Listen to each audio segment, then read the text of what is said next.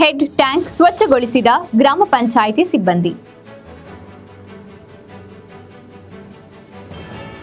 ಮೊಳಕಾಲ್ಮೂರು ಕ್ಷೇತ್ರದ ಓಬಳಾಪುರ ಗ್ರಾಮ ಪಂಚಾಯಿತಿ ಕೇಂದ್ರದಲ್ಲಿರುವ ಓವರ್ ಹೆಡ್ ಟ್ಯಾಂಕ್ ಸ್ವಚ್ಛತೆ ಮಾಡದಿರುವುದರಿಂದ ಕುಡಿಯುವ ನೀರಿನ ಜೊತೆಗೆ ಕ್ರಿಮಿಕೀಟಗಳಿಂದ ಕೂಡಿದ ಕಲುಷಿತ ನೀರು ಸೇವಿಸಿ ಸಾಂಕ್ರಾಮಿಕ ರೋಗ ಭೀತಿ ಎದುರಾಗಿದ್ದು, ಕೂಡಲೇ ಸಂಬಂಧಪಟ್ಟ ಅಧಿಕಾರಿಗಳು ಇಂದು ಓವರ್ ಹೆಡ್ ಟ್ಯಾಂಕಿಗೆ ಏಣಿ ಅಳವಡಿಸಿ ಸ್ವಚ್ಛತೆ ಮಾಡುವಂತೆ ಸಾರ್ವಜನಿಕರು ಆಗ್ರಹಿಸಿದರು.